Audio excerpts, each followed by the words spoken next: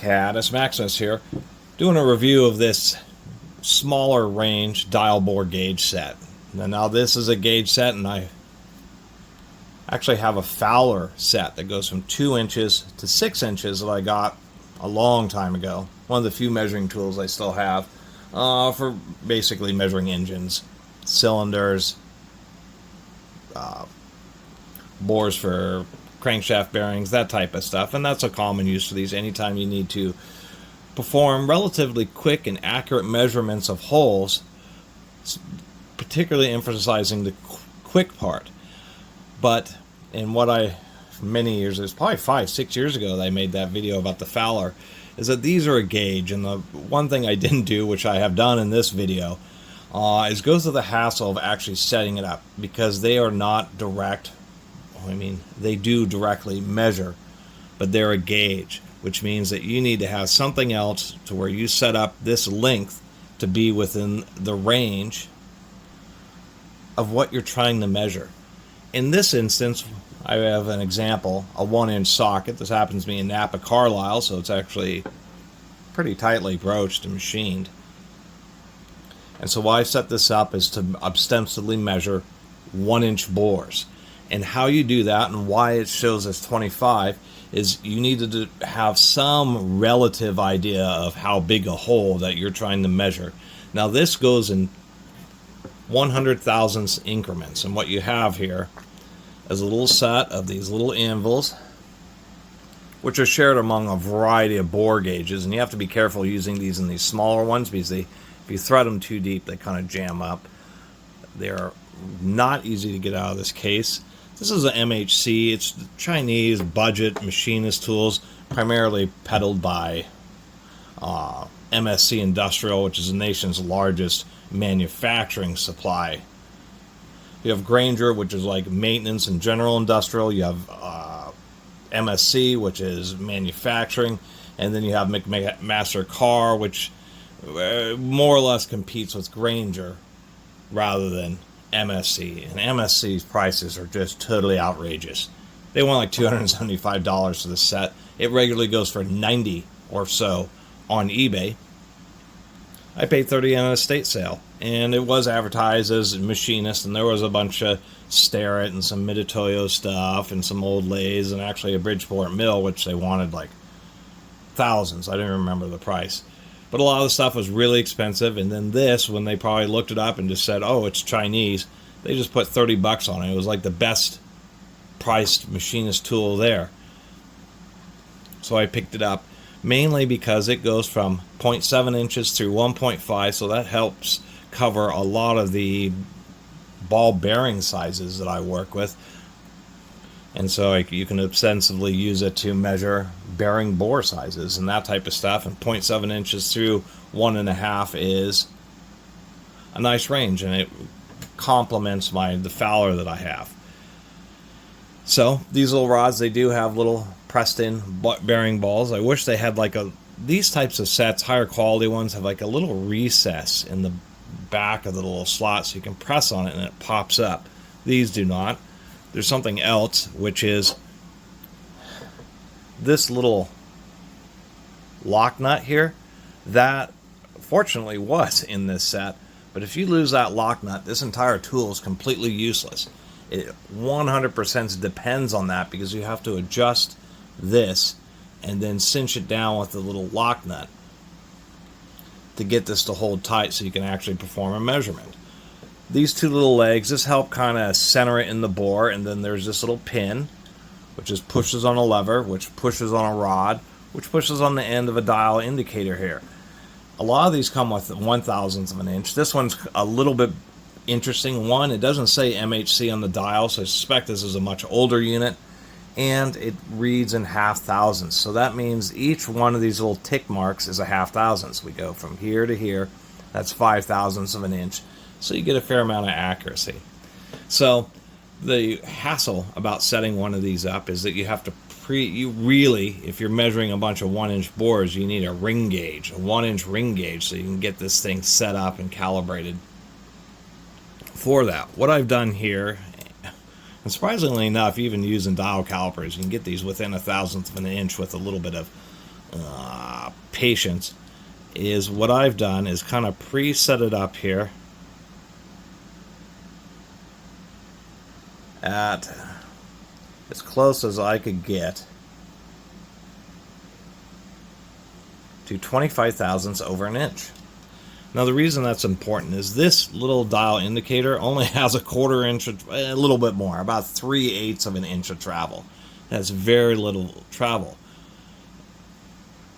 And so if I'm measuring 1-inch bores, what I would do, and what I've done here, and this is how I've learned to use these, is you just spend the few minutes getting this all set up. So now that I know that unloaded, this is 1.025 inches.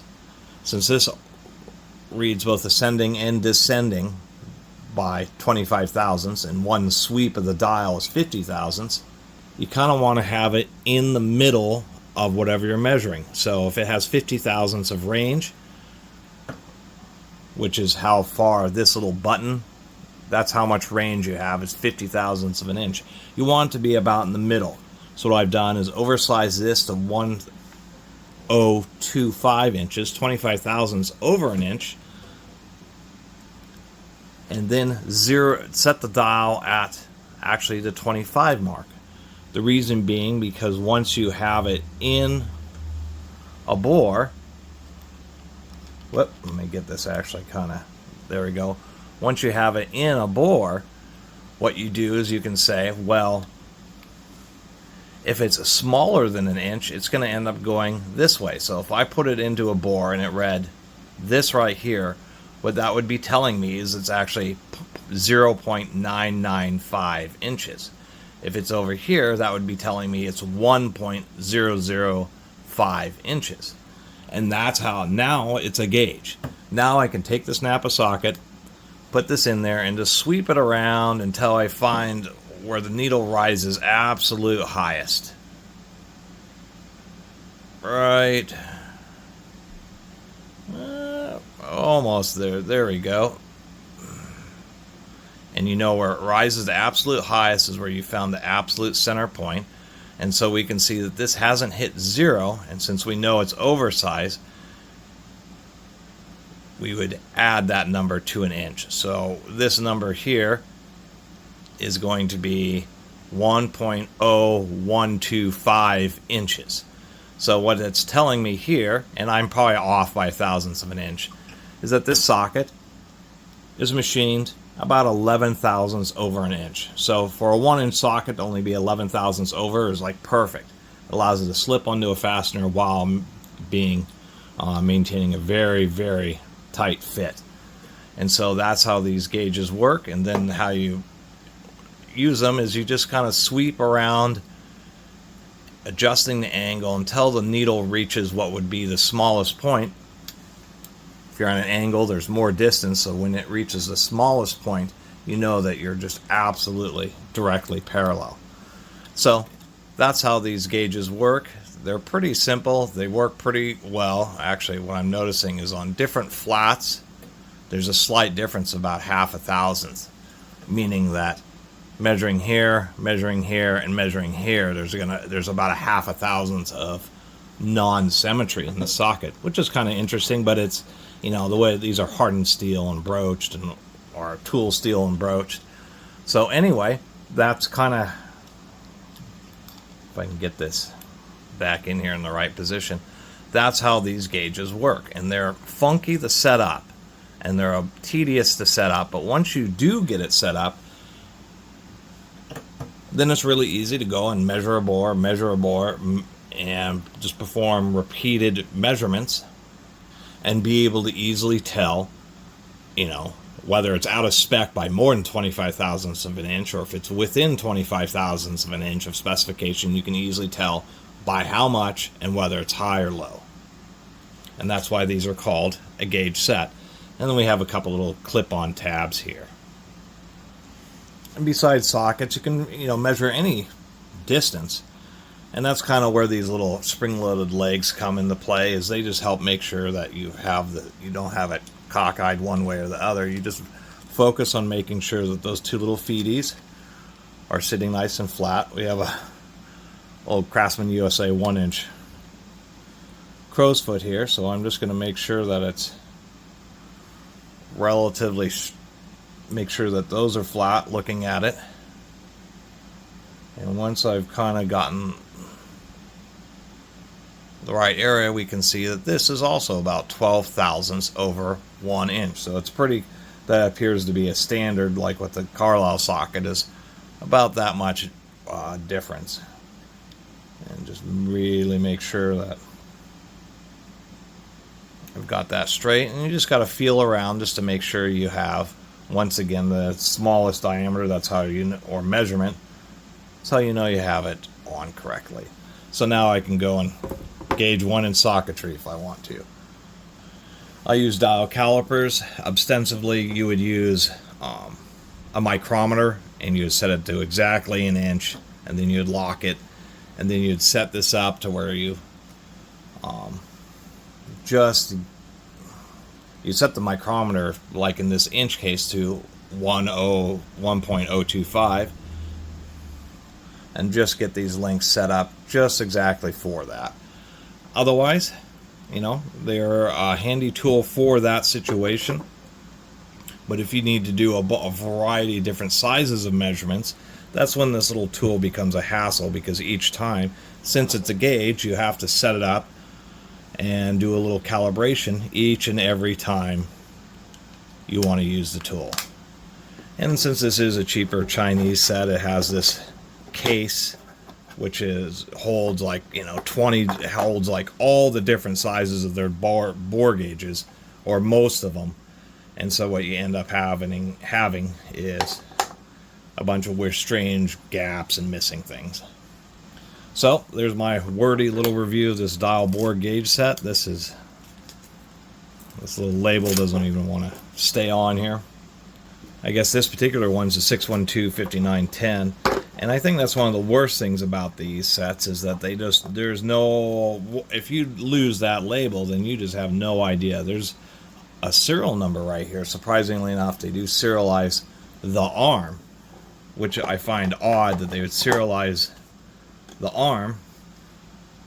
Oh, I guess there is a serial number on the, I mean, this is a cheap gauge. It has a plastic back, not even a metal back. I guess I'll just put it in here like this, and that way hopefully I don't lose it. So these kind of tools are handy. I mean, a lot of times they're used to check, you know, situations where you have, you know, holes that end up with, you know, bronze bushings and bearings and stuff that end up with wear. So you pull out the shaft, you have one of these set up, and then you measure to see if it's, you know, too worn and that you need to replace it, or if it's within tolerance. And versus like a fixed ground piece of metal, a go or no-go gauge, those only tell you go or no-go. They don't actually tell you how far out it is. And that's why dial gauges exist. Is not only do they kind of do a go, no-go, but they give you a precise measurement. It's just indirect. They have to be set up against something that is a known value.